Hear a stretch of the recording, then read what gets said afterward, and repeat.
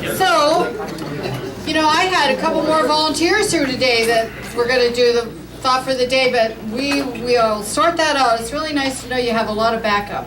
Yeah. So here is Niall, and Niall was spur of the moment today for me, so thank you very much. You're welcome. Smile. Smile now. Smile, Niall. One. Smile a mile. 3. That's nice.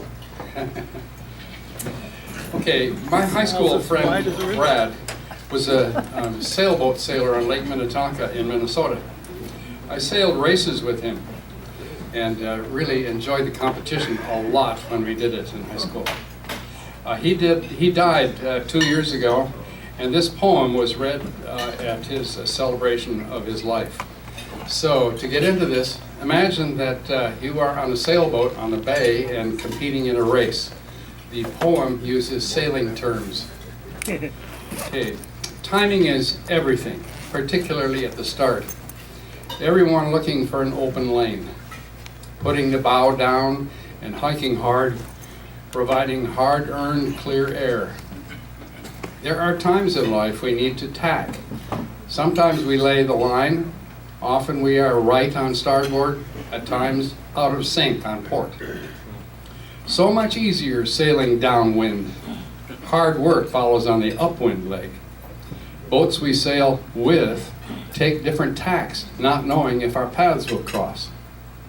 Positioning is critical at rounding the marks. Take a chance on a port approach or play it safe with the starboard rights. Outcome dictates how we begin a new leg. Life plays out like racing tactics. The course is known, the conditions are not.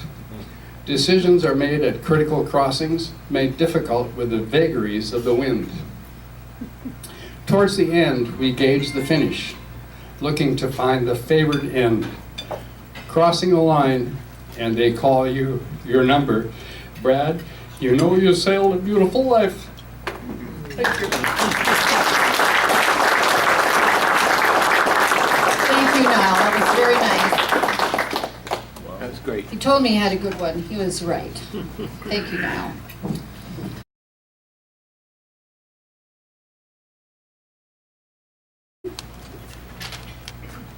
And John was his sponsor. Yay. So, You together here. 1, okay. 2, 3. Okay. Okay. So, you got all that, John? Okay. I did. So Greg was really fast-tracked in here. He really was eager to get going with us, so I'm very happy he is. I'm very happy that you've chosen to join our club, Greg. And you're joining a community not only of this club, but of 1.2 million or 1.3 million other members worldwide of Rotary International. And every member, everyone who joins Rotary makes a difference. They make us stronger. And by adding your skills and expertise and enthusiasm to our club, you'll advance everything that we do in our communities at home and on the global side of things. Together we can eradicate polio, which we're this close, very, very close. And then water and sanitation is coming on the heels of that. It's another major area of focus for RI. It's really wonderful. And let's see, I was looking at here, what have I missed? Oh, polio, and then we also do train peacemakers. There are peace fellows. We do exchange students. We do a lot of things internationally, and then you've already heard about a lot of things that we do here in our community, and we partner with other area clubs. So throughout the community, you can exchange ideas about and build lifelong friendships. Because for most of us, we didn't know everybody in the room when we joined Rotary, and now we do, more or less. So, you know, the bigger the club gets, you know, the harder it is to get to know everybody really, really well. But we do, I think we do a really good job of that, don't you? So take advantage of that and take advantage of the resources that we have and all the committees that we have. Join a committee and get involved, and that'll just make you happier every day. So I would like you to accept my congratulations on joining the club, and I look forward to working with you on different things during the year. And I want us to welcome Greg Irwin to our club. As TJ Gilmartin used to say when I joined, he'd say, "You are now a member of Rotary, but only you can make yourself a Rotarian." He used to say that. Rotarian, you become a Rotarian by all the things you do and participating in things that we do in the club. And to help you do that, there's your pin. And we have a very famous vest that when you're out in public doing anything for the club, we advise you to wear it. And everybody will know who you're, so that's for you. And then a fabulous hat.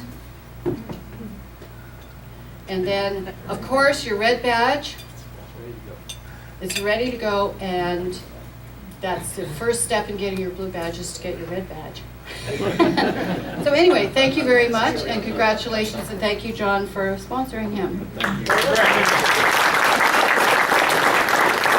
He'll come back and do his new member talk in a little bit. What's your club? I didn't ask him that. Engineer retired. Engineer retired. What kind of engineer? Quality engineer. Quality engineer. Okay. As opposed to the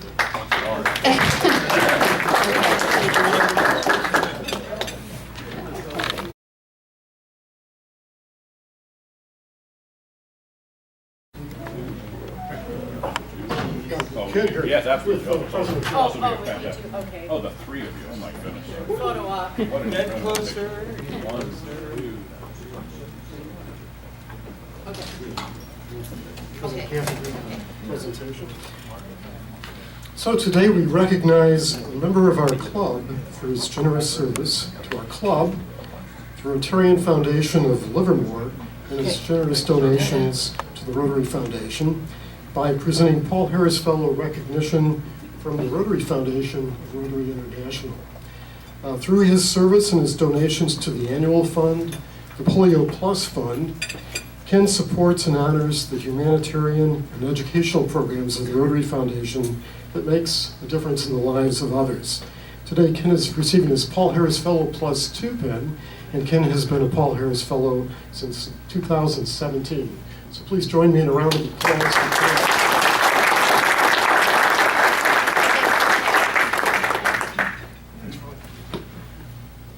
Thank you, Pat.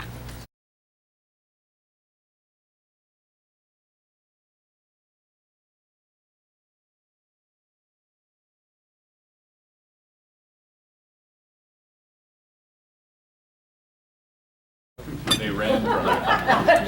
They literally ran away. It's good. Just go. Oh, go. for it. Okay. Go for it. 1, Yeah. 2, Hey, okay. 3. I just wanted to put out an appeal and for a very fun job. I know many of you have served already as a host family for international student. We typically get 3 families for the school year, so no one has more than a couple months, 2 to 3 months for hosting the family. Many of you remember Lorenzo Framba, and it's hard to believe it's almost 4 years ago. Wow. But the families who worked with him and hosted him really were delighted by it. So I know at this point we've kind of gone through our members, and many of you either served or have other obligations. So I want to put out a little appeal for you to check with neighbors that you know that are good people that might enjoy doing this, because it doesn't have to be a Rotarian family to host such a student, but it enables us to really complete the exchange. We had one family that had to drop out, and so we are pretty desperate to at least identify one more family. So I'll be asking you again, if anybody has identified, but I'd ask you all to take a little effort and try to identify a family perhaps in your neighborhood or through your church or other associations where you think they might be a good candidate, and we can give them full information and a little bit of the intro. And those of you who remember our student and can give them a bit of encouragement, that would be appreciated too. Thank you very much.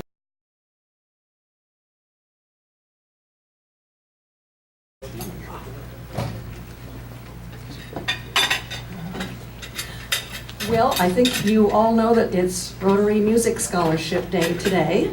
And for the past, I don't know how many years, Michael, how many years have we been having? Since 19. 1990. Quite a, 1996 or so, any number of years we've been having our music scholarships. And we've always had, as far as I know, we've always had them all here, but we've gotten big enough crowds that Kathy's great idea of having the event here, of course, we're going to have 3 outstanding students play for us and receive their scholarships, but then the other 20 or so young people, 4 of them will be playing because there really is a piano there, and they'll be receiving their checks also. So, but today we're doing our official recognizing of them. I'd like Alan to tell us a little bit about the club and, the committee, who we are, what we do for a little bit. Well, the committee has been meeting since, January, I think. Yes. It's been quite a long, drawn-out process. We've had 65 applicants, and we're awarding 21 awards, over $7,000. That's really pretty amazing. And this is money that was raised by Michael's concerts and your donations. And I think that's very, very significant.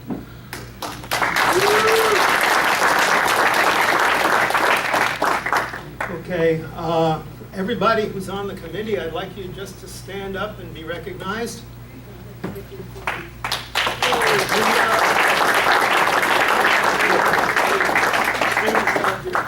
Well, Wendy's not standing, but she's on the committee. Okay. Michael is on the committee. Where is he? In front of you. There you are. Blinded. There you go. Blinded by the light. Yeah. Okay, just to give you an idea of some of our winners, the ones with an asterisk are the ones that are going to be playing over at the Bothwell. Or singing. Or singing, or performing at the Bothwell. And you see, our awards go all the way down to the 6th grade. We think that's actually very important to encourage music. The schools have been really short on supporting music, and so we've actually been helping support the music programs in the schools through these scholarships. So with that, I think we want to start. We're not quite ready for her. Okay.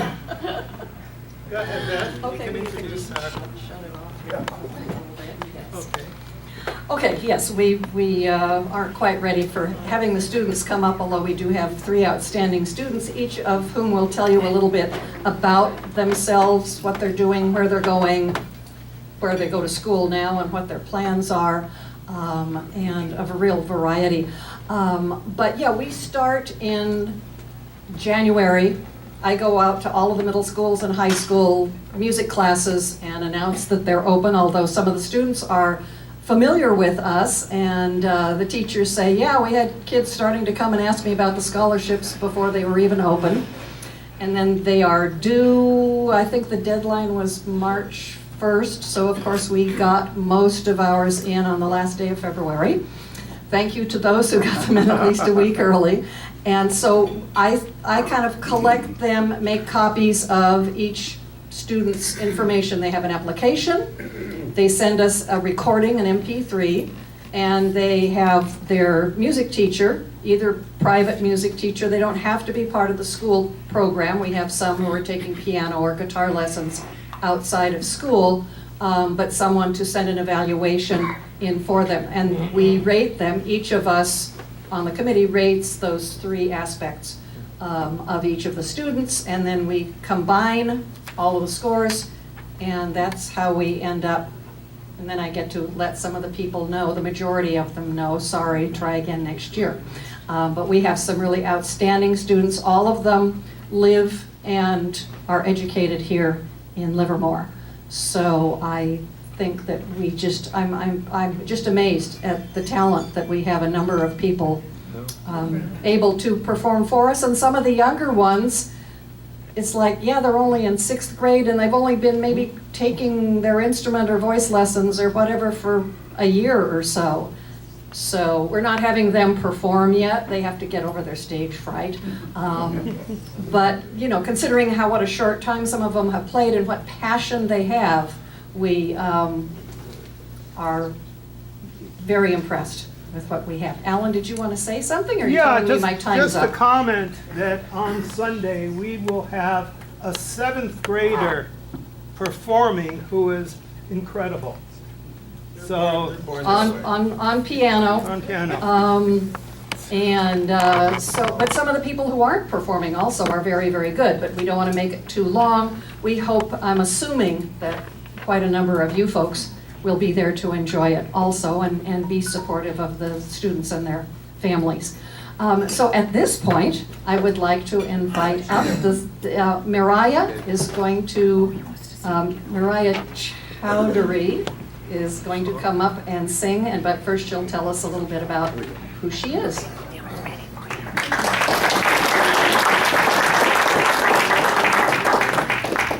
Hello, my name is Mariah Use the Chowdhury. microphone. Oh, You can take it off the stand take if it you off the like. okay.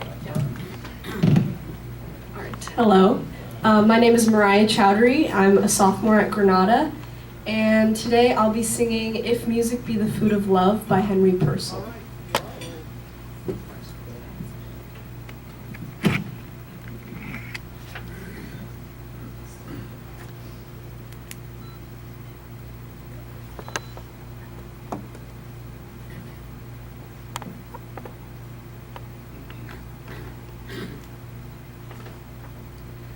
If music be the food of love, sing on, sing on, sing on, sing on, till I am filled with joy.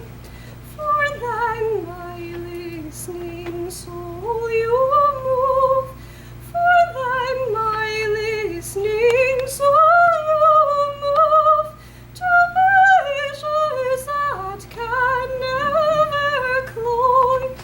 Your eyes, your mien, your tongue declare that you are music everywhere. Your eyes, your mien, your tongue declare that you are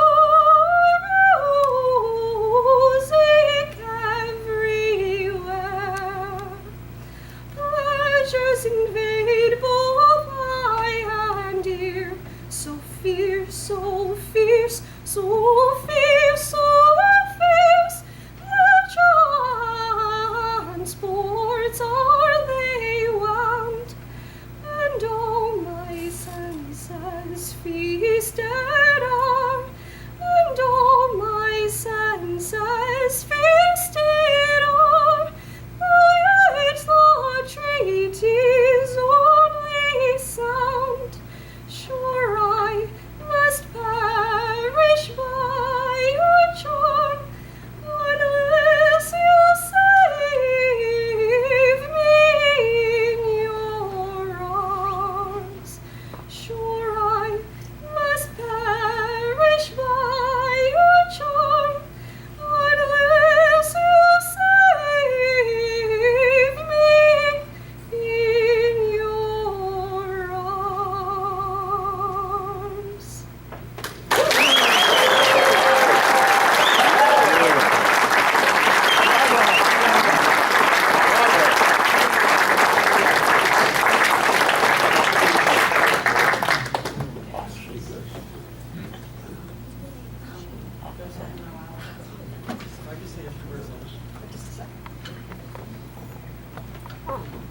And she's only in the 10th grade. Our other two students are seniors, and normally this type of thing would be having seniors, but she had such a lovely, lovely voice that we wanted her to be able to share with all of you also. Edison is going to be next. He's setting up his stand. Yeah, Michael wanted to say something for a minute here while Edison is setting up his stand. We are asking the students what their future plans are, but as Mariah's in 10th grade, her future plans at this point are continuing on with high school. Just quickly, you can easily get that so emotional. We don't get that during the audition. We get it on a MP3, and typically it's recorded with an iPhone or a funky microphone. But we sit there and we listen to all of these auditions, and we listen over and over again. We discuss it. But it's when you get a musician, an artist, that actually moves you to the point of you could cry, you get goosebumps, and you experience it by yourself. What's really important is when you have the opportunity to see it in person, to be there and be up close and personal. So I urge you, whenever there's a concert available, whether it's for a young person, or Night Harvest. I was talking to President Kathy, about having a fundraiser, but having good music, and we've always had good music in this community, and it's available. We just have to take advantage of the opportunity. And again, I just want to say thank you to everyone that contributed to the fund. It makes me feel really good to give money away. If anyone wants to give any more money, we can do that. Yes, absolutely. Yeah, I don't know is Christian still here? He was here earlier in the day. I saw him, and I kind of twisted his arm a little bit a couple of weeks ago to. He wasn't quite sure where he wanted to go, his donation to go, so I shouted out music scholarship, and he said, yes, music scholarship. So thank you to all of you who we've twisted your arms, but you can also see the results. So now we have Edison Cummings, obviously, and Edison, come over and tell us a little bit about who you are, what you're playing, etc. I am, as you can see, I'm Edison Cummings. Lean right into the mic. Oh, sorry. I'm a senior, and next year I will be studying chemistry and material science at UCLA. I am going to be playing a piece called I Remember Clifford, and it was written to be played by a great trumpet player named Lee Morden. It was written by Benny Golson, which is a bandmate. It was written in honor of Clifford Brown, who was another great trumpet player who had passed away several years earlier.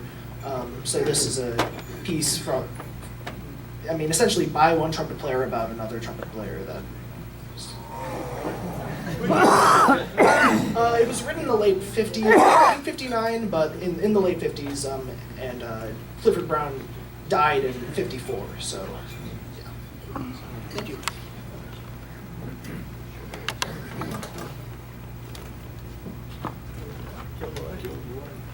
There we go.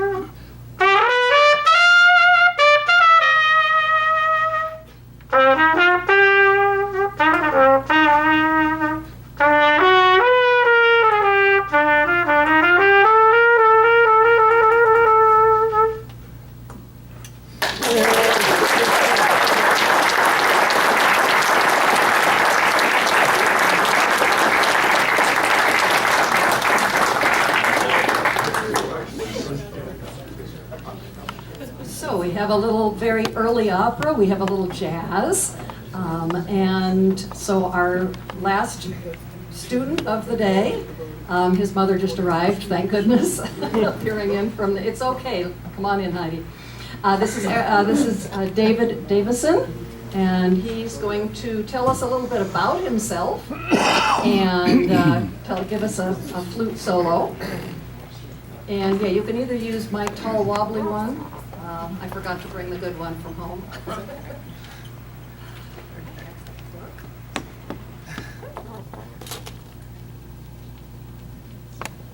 Hello, my name is David. I am a senior at Livermore High School, and I play the flute.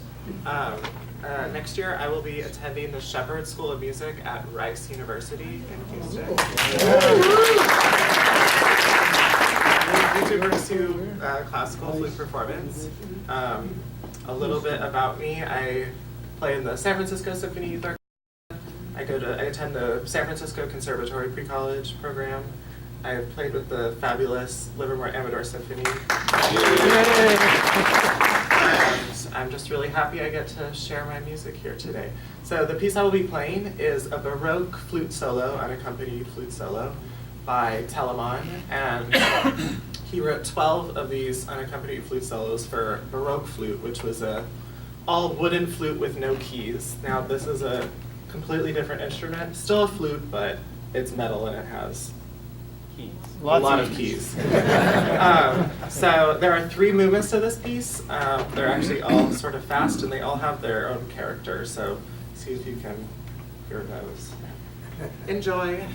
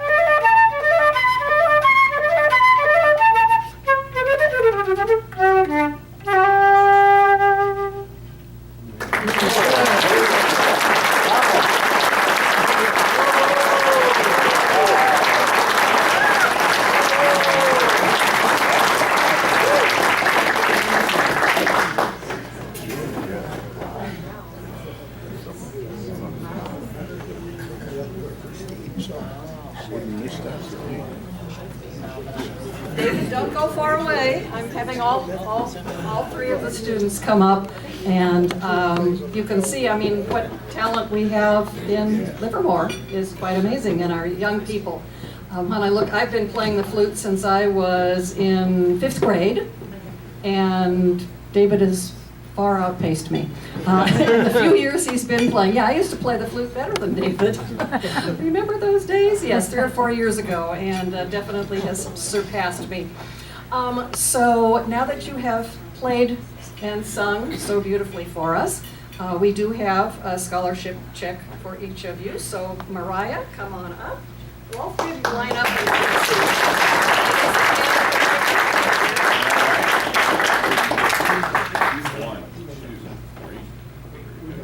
Okay, so Mariah, many thanks.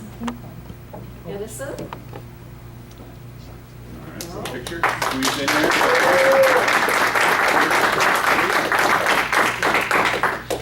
And every year we have an opportunity, but which we do not always take in the committee, to give a larger scholarship to an outstanding senior.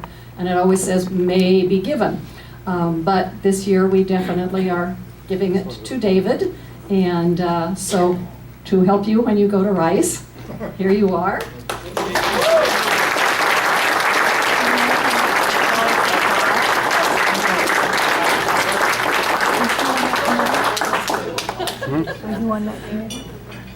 So, thank you all very much and for your generous listening and applause. I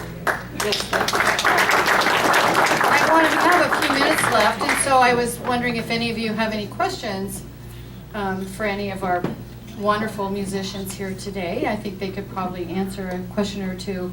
And my first one is, well, it's not really a question because I know the answer. It is really hard to play without the backup and sing without a cappella and sing without all the music that's usually behind you. And I just think you just did a wonderful job.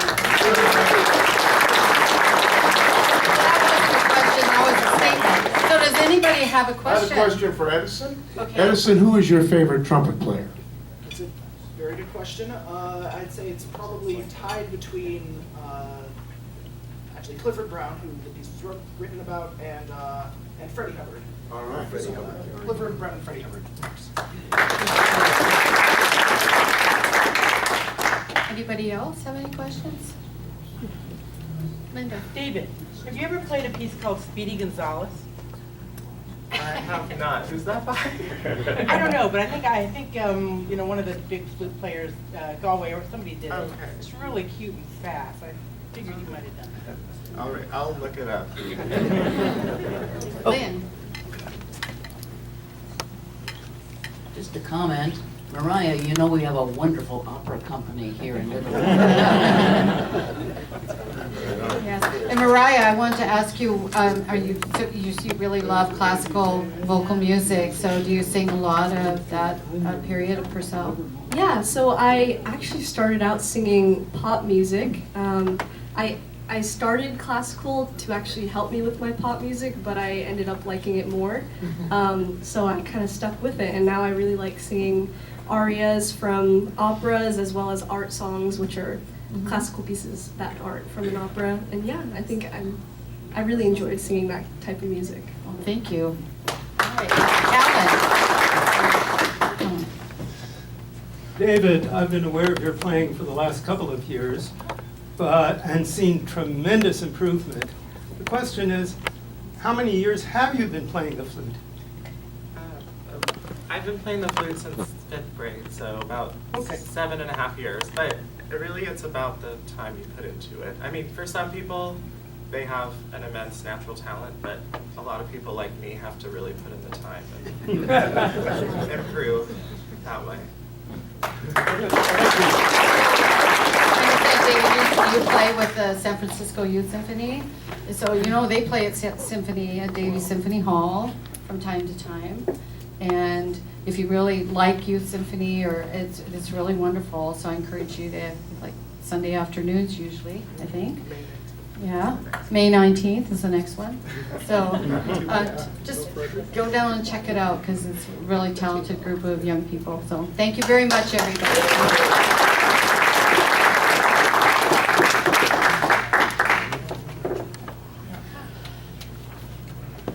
Well, that was really relaxing.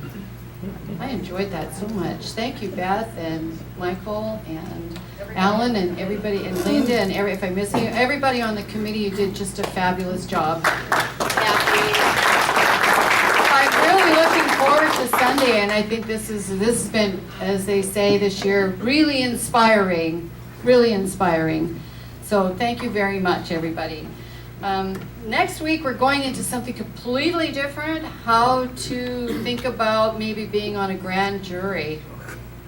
We've heard that word a few times in the last couple of years, grand jury. So Karen Cross is going to talk to us about what it's like to be on a grand jury, and if you want to be on one, how challenge you. If you want to be on a grand jury, you just sign up. It's like coroner's jury, you know. Sign up. Yes. So that's what it's going to be. So.